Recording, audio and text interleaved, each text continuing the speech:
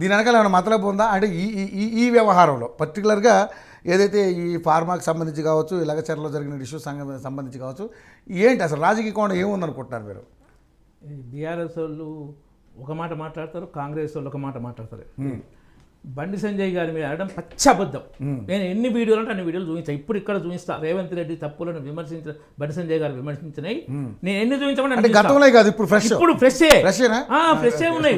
ఆ గ్యారంటీలు ఏమైనాయి, బొందబెట్టిండ్రా, హామీలు ఏమైనాయి అన్ని మాట్లాడినాయి ఉన్నాయి, ఫ్రెష్ ఉన్నాయి. అయితే ఈ మధ్యన కేటీఆర్కు లీగల్ నోటీస్ బండి సంజయ్కి ఇస్తే బండి సంజయ్ తిప్పికొట్టిండు. అది బీఆర్ఎస్ వాళ్ళు జీర్ణించుకోలేక బండి సంజయ్ని టార్గెట్గా చేసి బండి సంజయ్ గారు టార్గెట్గా చేసి బదనాం చేస్తే కుట్ర ఇది. తర్వాత రేవంత్ రెడ్డి మన అక్కడ చేసే పని అంతే ఏంటంటే కేసీఆర్ ఎట్లా చేసిండో మక్కి as it is Revanth Reddy same, ఇంకా అంతకన్నా ఎక్కువనే వాస్తవం అది. ఎందుకంటే అలా చేస్తుండు. ఏంటంటే ఇప్పుడు పోలీసులను వాడుకోవడం కేసీఆర్ ఎట్లా వాడుకుండు, కోర్టు చివాట్లు పెట్టింది. ఏది మన ఎమ్మెల్యేల గుంటూరని పోలీసులు తీసిన వీడియో రికార్డు అందరూ బీజేపీ పార్టీ కూడా లెక్క అలిగేషన్ చేసి కానీ అలిగేషన్ కాదు. కోర్టు ఏమన్నదంటే పోలీసు తీసిన అది వీడియో అది కోర్టు పరిధిలోకి రావాలి. ముఖ్యమంత్రికి ఎలా పోయింది, ఎలా ఇచ్చారని చివాట్లు పెట్టింది పోలీసులను. అంటే పోలీసు ఎంత ఘోరంగా. అప్పుడు మన ఏంటంటే కోదండరామ్ గారిని ఇల్లు డోర్లు వలగొట్టి అరెస్ట్ చేశారు. ఇప్పుడు వీళ్ళు అదే పని చేస్తున్నారు. పోలీసులను వాడుకోవాలో కేసీఆర్ చూసి ఇంకా అంతకన్నా ఎక్కువ చేస్తుంది రేవంత్ రెడ్డి 3 లక్షణాలు. హరీష్ రావు లాగా మాటకారి, కేసీఆర్ లాగా దగకోరు ఆనందిస్తాడు, కేటీఆర్ లాగా అహంకార మాటలు మాట్లాడతాడు. పండబెట్టి తొక్కుతా, పేగులు తీస్తా, ముట్టిమే చెట్టు లేకుండా చేస్తా, బుల్డోజర్తో తొక్కిస్తా, ఇవన్నీ మాటలు. కేసీఆర్ కూడా అన్నది మాట ఏంటంటే 6 ముక్కలుగా నక్త బండి సంజయ్ నా ఫామ్ హౌస్కి వస్తే ఈ చట్టం ముఖ్యమంత్రి హోదాలో ఉన్న ఇలా మాట్లాడవచ్చా? చట్టం అనుమతిస్తుందా? సో కేసీఆర్ ఏ పద్ధతి ఫాలో అయ్యిండో మాటల్లో కానీ పరిపాలన కానీ ఇప్పుడు కేసీఆర్ అన్నప్పుడు కేసీఆర్ ఏం చెప్పిండు, ఎంఐఎం మేము ఫ్రెండ్లీ పార్టీ చెప్పిండు. ఇప్పుడు రేవంత్ రెడ్డి ఏం చెప్పిండు, అక్బరుద్దీన్ ఓవైసీని కొడంగల్ నుంచి గెలిపించి ఉప ముఖ్యమంత్రి చేసి నా పక్కన కూర్చోబెట్టుకుంటాను. ఇద్దరు రెండే సేమ్ మక్కి మైనలికి అంతే ప్రచారం, అంతే చేస్తున్నారు మా పరిపాలన కూడా. దగాకోరు ఆయన ఏంటంటే కాళేశ్వరం మీద దోచుకుంటే మరి అంత పెద్ద ప్రాజెక్ట్ ఏంటంటే ఈయన మూసి మీద దోసుకుని చేస్తున్నాడు. 6 గ్యారంటీలను 420 హామీలను మూసిలో ముంచడానికి మూసి ప్రాజెక్ట్. అంటే ఇప్పుడు నీళ్లు నిధులు నియామకాల విషయంలో దోచుకోవడానికి అవకాశం లేదంటారా? నియామకాలు చేస్తే వాళ్ళ కమిషన్ రాదు కదా. నిధులలో దోచుకోవడానికి అవకాశం లేదు. నీళ్ళ మీద పడ్డారంటారు మీరు.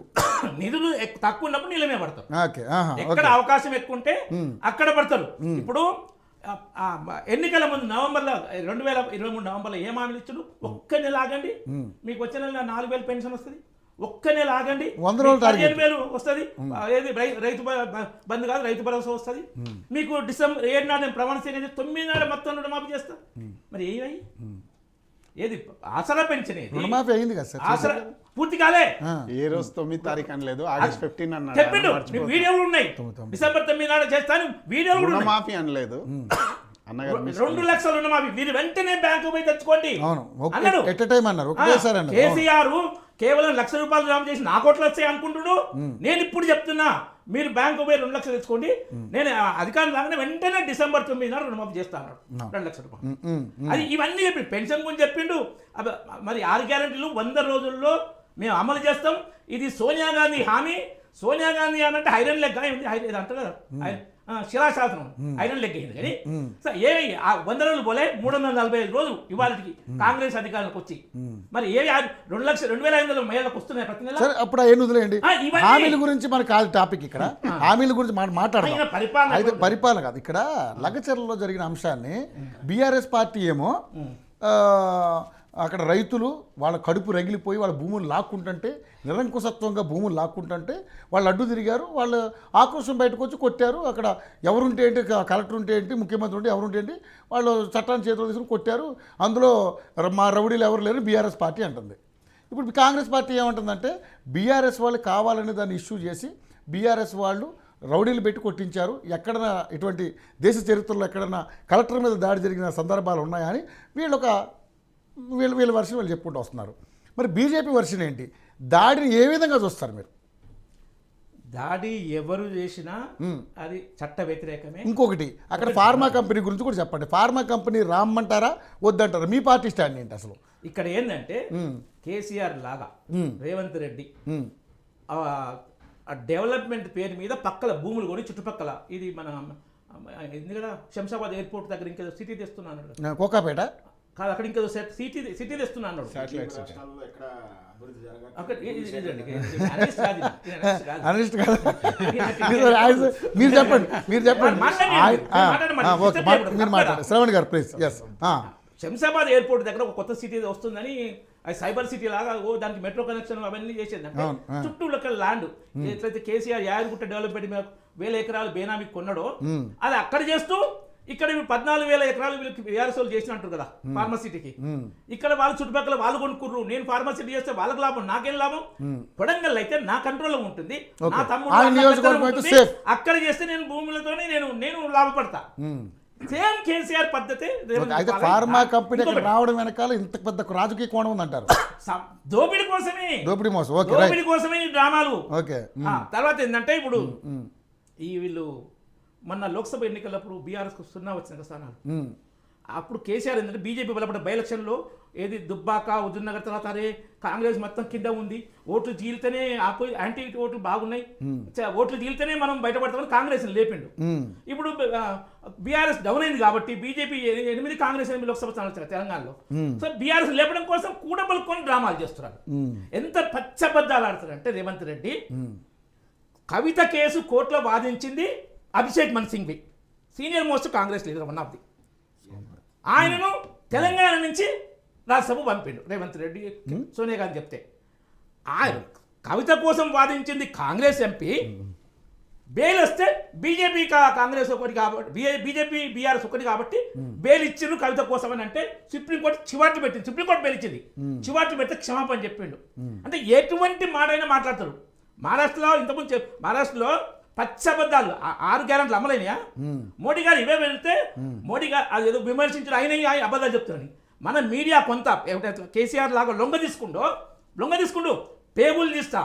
మీకు వీడియో ఇంతకుముందు చెప్పాను నేను, ఆ వీడియో కూడా ఉంది. సో అని లొంగ రాలేంటే స్ట్రాంగ్ కౌంటర్ ఇచ్చిన మోడీకి రేవంత్ రెడ్డి. ఏం కౌంటర్ ఇచ్చిన? మన్ను కౌంటర్. నువ్వు ఒక హామీని అమలు చేయలేదు, మోడీ గారు ఉన్న విషయం చెప్తే నువ్వు పచ్చబద్దాలు చెప్పి దాన్ని స్ట్రాంగ్ కౌంటర్. ఇట్లా మీడియాను లొంగ తీసుకోవడం, పోలీసులను లొంగ తీసుకోవడం, అపోజిషన్ లేకుండా చేయడం, లేదా వీకున్న అపోజిషన్తో లోబాకార్ ఒప్పందం పెట్టుకుని దాన్ని లేపి బీజేపీని డేంజర్ ఉంది కాబట్టి ఇక్కడనే కాదు బీజేపీతో నేషనల్ లెవెల్ డేంజర్ ఉంది. ఇప్పుడు కేసీఆర్ గురించి రాహుల్ గాంధీ కానీ సోనియా గాంధీ కానీ వర్రి గారు వాళ్ళకి సీట్లు వచ్చినా మాకు సపోర్ట్ ఇస్తారు. కాబట్టి బీజేపీ రాకూడదు. ఆ ఎజెండాలో వీళ్ళు కూడా పడుకొని డ్రామాలు చేస్తున్నారు అంతే.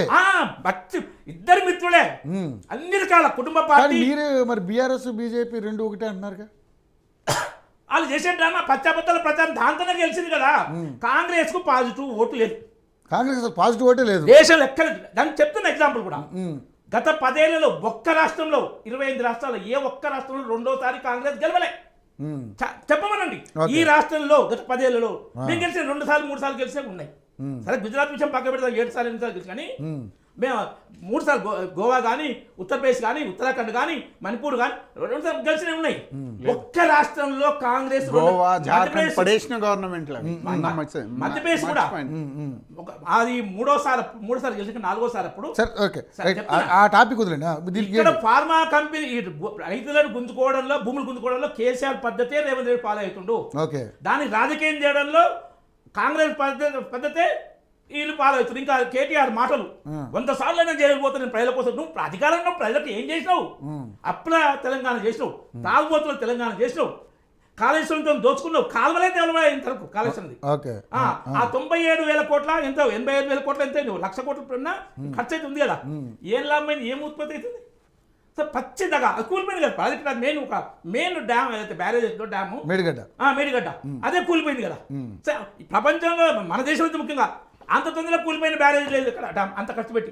సో అటువంటి కోట్లు ఖర్చు పెట్టిన బ్యారేజ్ కూలిపోయిందంటే ఏ విధంగా ఉందనేది మన అంటే ప్రజలు రిజల్ట్ ఇచ్చారు కదా లక్ష దాని కోట్లు గురించి మొత్తం దానికి పెట్టలేదు అందుకని మెయిన్ మీరే అలిగేషన్ చేస్తున్నారు 1,00,000 కోట్లు తిన్నాడు 1,00,000 కోట్లు నేను తిన్నాడు ఎప్పుడు అనలే. మీరు అన్నారు BRS కాంగ్రెస్ వాళ్ళు అన్నారు మీరు మేము అన్నారు ఎప్పుడు సార్. BJP మీరు అవి చెప్పే కదా సార్ మాట్లాడడం ఇప్పుడు కాళేశ్వరం మీద అవి చెప్పే కదా మీరు అందరూ అవినీతి జరిగిన మీరు సీట్లు పెంచుకున్నా వీళ్ళు అధికారంలోకి లక్ష వచ్చిన కోట్లు అని అనం ప్రాజెక్టే ఇంప్లిమెంట్ 90,000 కోట్లు ఖర్చు పెడతారు 1,00,000 కోట్లు ఏడు ఇంకేముందిలే 10 కోట్లు కదా ఖర్చు అయితే కొంత పెడతారు కదా 20% తినరో 15% తినరో 10% అంతే అట్లా చెప్తాం కానీ ఇక నోటికి ఎంత వస్తుందో మాట్లాడే రేవంత్ రెడ్డి కాంగ్రెస్ గురించి ఏమన్నాడు వింటున్నా కాంగ్రెస్ దేశంలో అవినీతి అంటే కాంగ్రెస్ ఎక్కడ కాంగ్రెస్ అధికారంలో ఉంటే అక్కడ 100 కోట్లు 1,000 కోట్లు కాదు లక్షల కోట్లే పేర్లు చెప్పాడు స్కాములు చెప్పాడు వాస్తవాలు చెప్పాడు రేవంత్ రెడ్డి ఎప్పుడో అప్పుడు అక్కడ ఈ పార్టీలో లేనప్పుడు చెప్పుంటాలే సార్ అవన్నీ ఎందుకు ఇప్పుడు తీయడం కాదు ఏ పార్టీ లేకపోయినా ఇప్పుడు ఈటల రాజేందర్ బీజేపీలో ఎప్పుడు లేడు అంతకుముందు ఆయన బీజేపీ అంటే ఇట్లా రేవంత్ రెడ్డి లాగా లూజ్ గా మాట్లాడా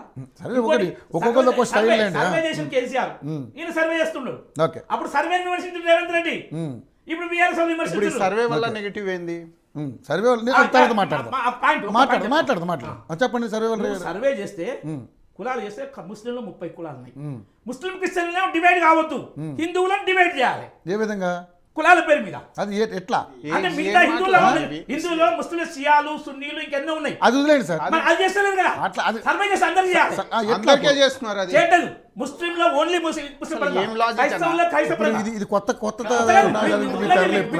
రామరెడ్డి అన్న ఫేమస్ ఆఫ్టర్ ఇక ఓన్లీ హిందువులే కులాలు రెడ్డి చౌదరి వెలమ అన్ని కులాలు తీసుకుంటుడు ముస్లింలో షియా సున్నీ లేనే కదా ఇది నన్ను అడగని